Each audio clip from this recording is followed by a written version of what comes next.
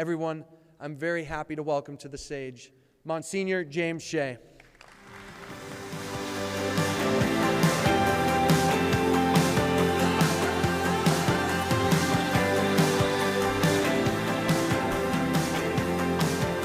Good evening, everyone. I'm really happy to be here with you. I've admired the work of the St. Thomas More Newman Center at Mankato for a very long time because Michael's told me so much about it from his time as a focused missionary here. And for the most part, I'm a big fan of all that you're doing down here in Mankato. I say for the most part because, of course, we're also a school in the Northern Sun in the NCAA, and so there's a handful of days in the course of any given calendar year when the Marauders and the Mavericks face off against each other. So it's a good thing that this event is not being held on the 9th of November, which is when our football team comes down here to play on your field. We don't really look forward to that. So Father Mulligan, who does such a great job down here, your pastor at the Newman Center, he picked me up at the airport, actually, last month. I was speaking at the annual gathering of the vocation directors for the whole nation, and they were meeting in downtown Minneapolis. And so Father Mulligan picked me up, and I asked him at that time what he'd like for me to do tonight. What would be good? What could be most helpful? And he said that he wanted me to give the essence of a talk that I had given in January for Seek, which is the annual gathering of Focus. And I was kind of skeptical of that request because that talk that I gave in January was a real downer. It was a dark talk. It was not cheerful barely at all. And I thought, how's that going to work at a fundraiser? Michael can tell you, we have galas like this up at the University of Mary. We raise a tremendous amount of money, and we have an easy formula for it. We get the people liquored up, and then we move their hearts. We have wonderful students like Ian and Maya come up, and everybody starts crying, and then we do our paddle raise and our live auction, and we bring down a ton of money with that method. And we're not even fancy Minnesotans with all kinds of generational wealth. We're in North Dakota, we're just poor dirt farmers with oil wells on our land. And so I thought, well, gosh, how's it going to work if I just depress everybody? And anyway, people of Scandinavian and German origin are more prone to that kind of depression anyway. And so Minnesota's kind of just a terrible place to do that kind of thing. But then the answer came to me, not during my car ride with Father Mulligan, but the same very week. That same week, I flew back to Minneapolis, and I was speaking at a little gathering that your bishop, who nobody knows about, that your bishop was hosting also in downtown Minneapolis. This time I wasn't picked up by a wonderful priest. I was picked up by a guy in a black suit in a Lincoln Town car, and so I climbed in the back of his car, and we were headed for downtown Minneapolis, and I thought that I was going to be at the exact same hotel that I had spoken at earlier in the week, but it wasn't that hotel. It was about 3-4 blocks away. I got out of the car, I went into the hotel, and I said, oh no, I can't believe I'm here. Because that very hotel had been a place where I had spent one of the most unsettling nights of my life.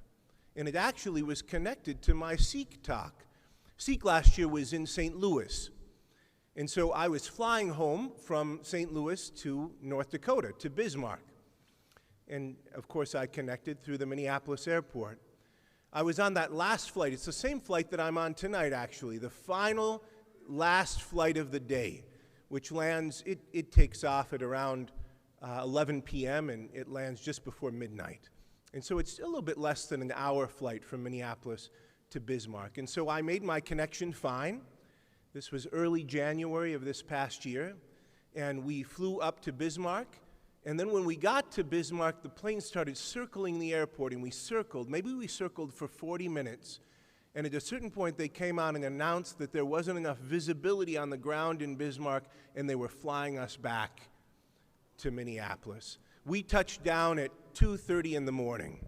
At that point, it was too late for me to call the seminary or any of the parishes or even my relatives who live in the Twin Cities to see if there was a place that I could stay. But because of my exalted status on Delta, they said that they were going to put me in a hotel. And I said, oh, that's wonderful, 2:30 in the morning. It's wonderful. Just get me in a hotel as quickly as possible. I said, I don't care. You can put me in a microtel or a Comfort Inn just close to the airport.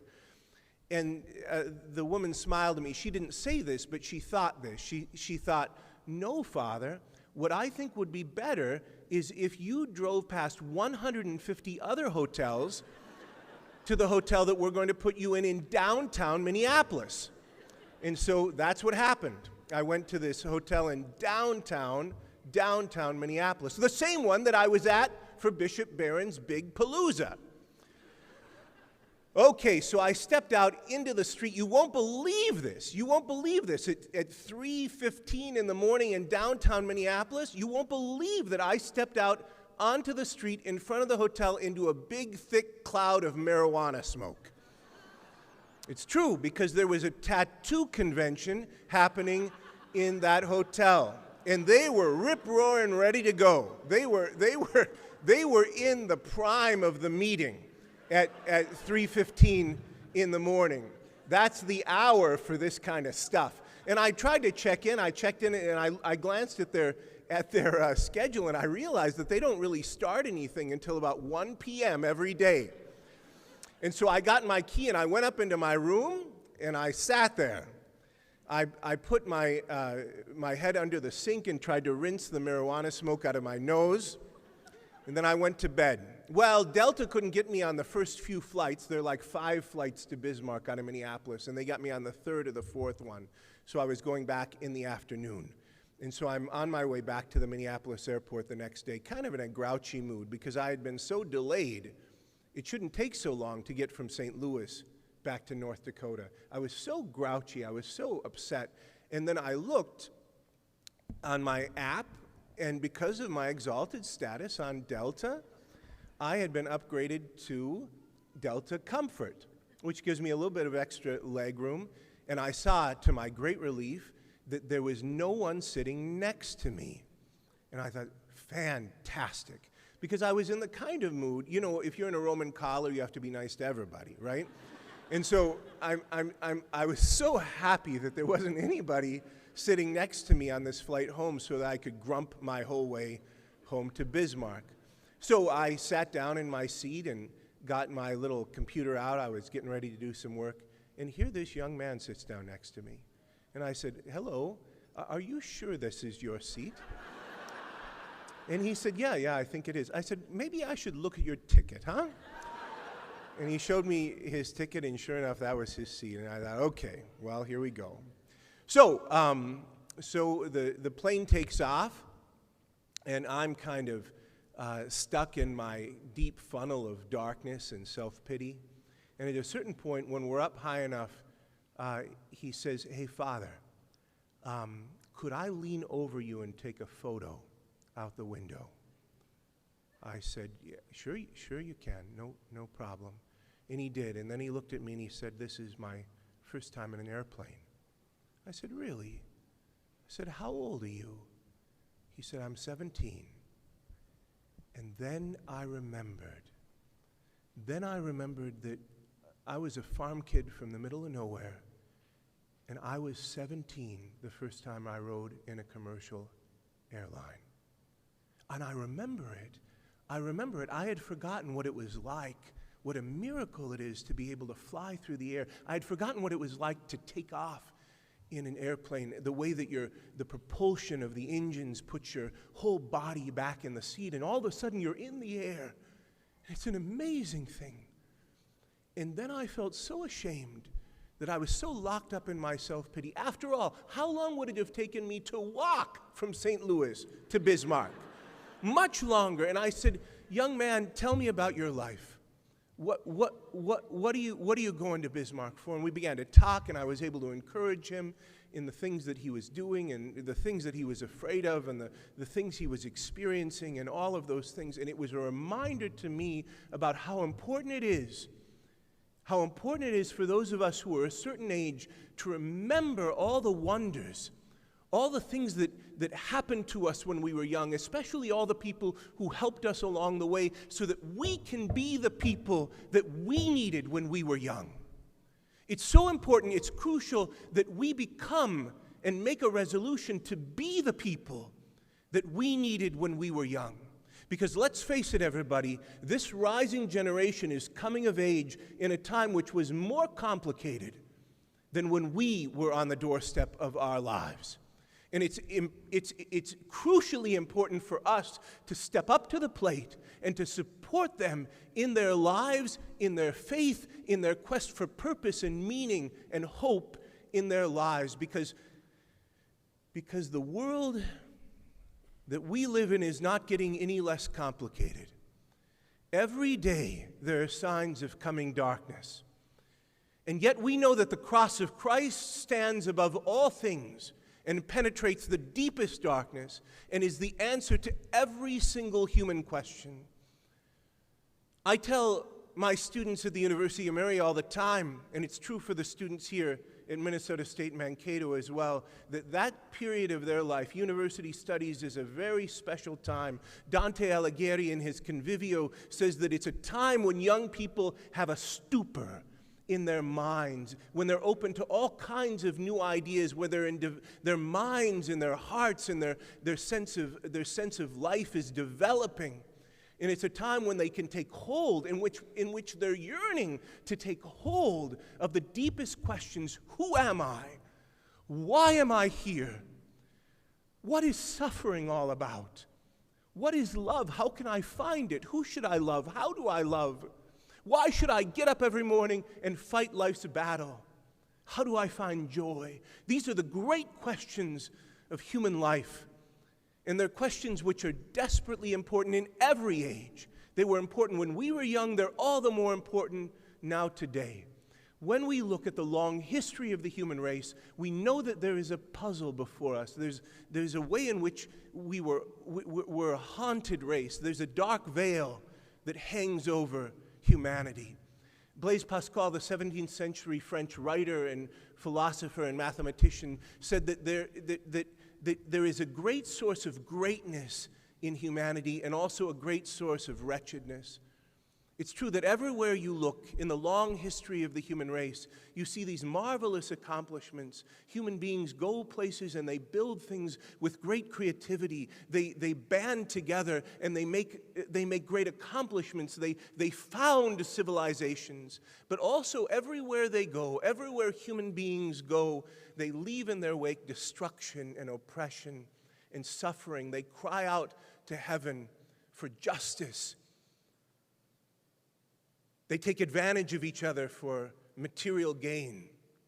Every place in the history of the human race, there has been this strange darkness, this confusion that we can't seem to shake. Of all of the beings who have ever been created, we alone are ill at ease with our existence. There's something about us that's broken, and we know it deep within. And we want to know what to do about it. And at our worst, we get used to it, and we think there's nothing we can do. And so then we melt into a pool of butter, and we allow our lives to deteriorate and to diminish into just one damn thing after another. No meaning, no purpose, just pleasure and pain. Maximize the pleasure, minimize the pain, and then we die. And yet, we know that that's not good enough.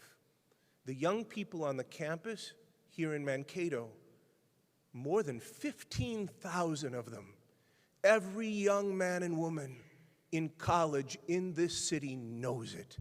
In their bones, that's not good enough for them.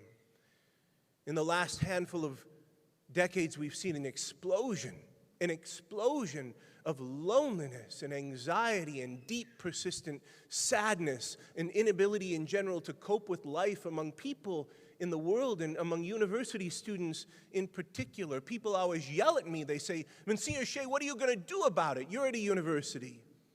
And I give good answers mostly. I say, well, we have to consider the effects of social media upon the brain. We have to consider that we live in a very divided culture. There's a lot of vitriol in our civic and political life, and young people feel the effects of that. We need better access to mental health services. But deep down, I know that that answer isn't enough. Deep down, I know, and you know it too, that every single human life is a great battle. Philo of Alexandria, one of the Neoplatonist philosophers of Egypt, once said, "Be kind. Be kind because every man you meet, every person you meet is fighting a great battle. Everyone is fighting a great battle." But here's the key. Most people think one of two things. Maybe they think that they're the only ones fighting. No one's fighting with them. No one's fighting for them. They are all alone in their lives. In all their lives, people have told them stupid things like, you can be whoever you want to be. Reach for the stars. Make something of your life. And they feel the gripping burden of that crushes them into a mountain of dust. Or maybe they think that there are two persons on the stage, not just them, but also God. But because there's something wrong with them, because they sometimes have this downward lurch in them where they do things that they know that God doesn't approve of, and where they can't seem to do the good that they want, and the evil that they don't want to do, they do it anyway. Because of that, God's constantly disappointed in them. C.S. Lewis once asked a little boy, "Who is God?" And the little boy said, "God is the one who's looking down to see if anyone's having any fun, so he can stop it. That's the God of the heavy thumbs." That also is an inadequate vision, because there are actually three persons on the stage. In every human life, there are three persons on the stage. There is the man or woman himself, 18 years old, standing on the doorstep of his or her life, wondering what to do and how to do it, full of dreams and aspirations, full of fears and deep anxieties. There's God. God who is good, who is love straight through, who is mercy and life, God. And then there is an ancient enemy who is filled with cruel, personal malice, who is out to get every single person as a kind of revenge, spiteful prize. Consider for just a moment how valuable the soul of a college student must be if the devil fights so hard to win it, and Christ sheds his blood for it. Consider the pricelessness of every human soul if that struggle, that great drama, that momentous fight happens on the battlefield of every human life. It happens for sure. We know it by faith. And we know this too, that God has so arranged things so that so long as we persist, so long as we persevere, so long as we are faithful to Him, no matter how often we might fail, no matter how much weakness we experience within us, the Lord will bring us home if we turn toward Him again and again in joyful, persistent repentance. And this is a message that young people need to hear, not when they're 35 or 45 or 70. They need to hear it when they're young. They need to have that advantage in their life, because then they can have a life with God. By the way, there is no replacement for it. There is nothing better than life with God. And to have that, to discover it when you're young, not to have to wait like so many people have to wait, not to have to wait, not to come into it when you have children or when your children have already left the nest, but to have life with Christ from the very beginning, this is a great gift, a beautiful, beautiful treasure, an irreplaceable and magnificent beneficence. And God bestows it on some young people who are here on the campus of Minnesota State Mankato through the Newman Center here. Because here's the thing. It's not just a question of mental difficulty and struggle. It's not just a question of mental health. There is also this spiritual question. And I'm convinced, everybody, I'm deeply convinced, and I work with young people all day long, day in and day out, that the therapeutic approach is insufficient. It's necessary, it's important, but it's insufficient for the care that our young people deserve. What's happened is that we've begun to pathologize normal emotions. We're sending a message to our young university students that if they have negative emotions, there's something wrong with them that they need to find a way to fix. That if they're sad or if they feel hopeless or if they're struggling in their lives, that there's something fundamentally wrong with them, that they're sick in some way. Has it ever occurred to us that the world is such that that can be the right reaction? Being sad is the correct response to darkness in the world. Being anxious is the correct response to a life lived in a world which has forgotten God, a crazy, cruel world in which suddenly everything is permitted and nothing is forgiven. This is the message we've given to our young people. Do whatever you want. Everything is permitted, but don't cross certain lines because then you'll be canceled, because nothing is forgiven. A savage world like that, a world without the gospel, is a hopeless world. And the right response to a world like that is to be sad and anxious and hopeless. And the only light that can penetrate such darkness is the magnificence of the gospel of Jesus Christ. So many of our young people have minds that are like prisons. You know, the human mind isn't meant to be a prison. Do you remember St. Paul is writing to the Corinthians in his second letter to the Corinthians in the 10th chapter, and he speaks about the struggle, the fight that we have, and he says, the weapons of our warfare are not worldly weapons. No, they're not weapons of this world. The weapons of our warfare are divine in their power for the tearing down of strongholds. We destroy every argument, every proud obstacle to the knowledge of God, taking every thought captive to obey Christ for the tearing down of strongholds. He's writing that to the Corinthians. If you had been to Corinth when Paul was writing to them, you would have noticed Corinth is right on the end of the Peloponnese Peninsula, and there is looming over the whole city an enormous mount, and they had built on that mount a tremendous fortress.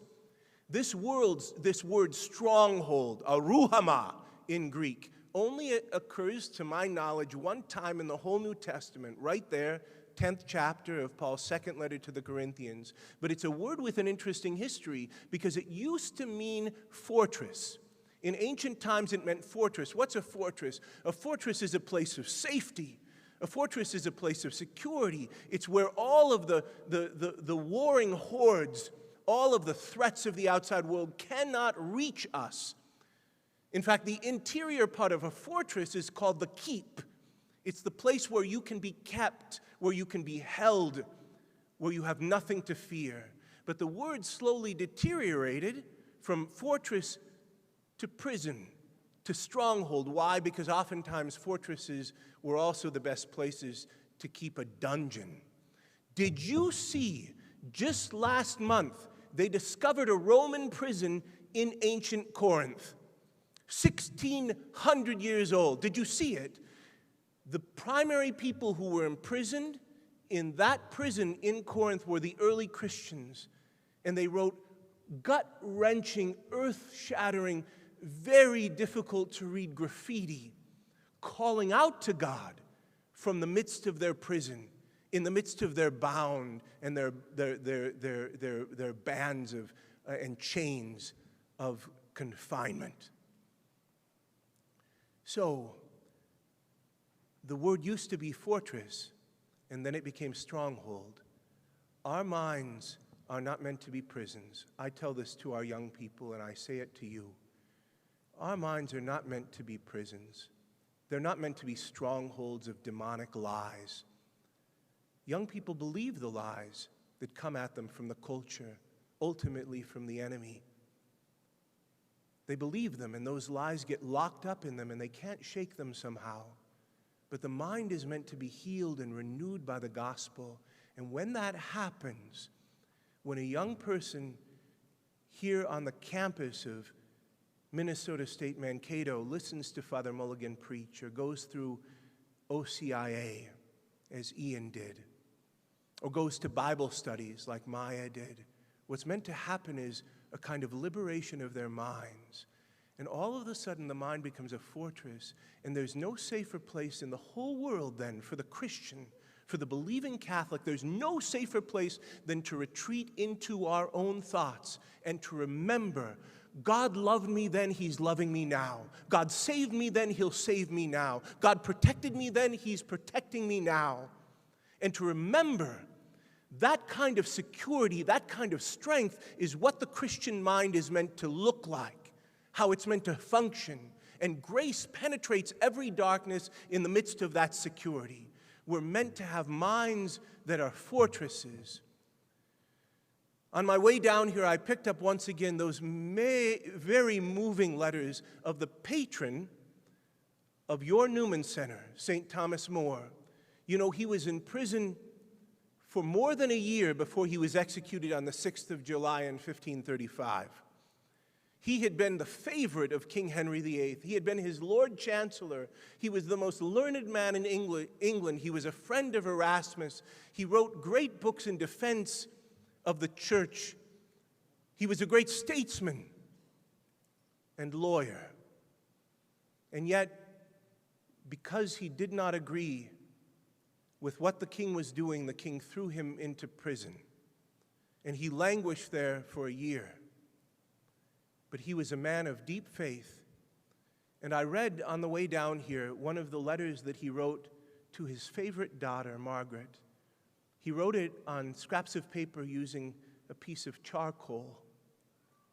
And he said, Meg, my imprisonment here in the Tower of London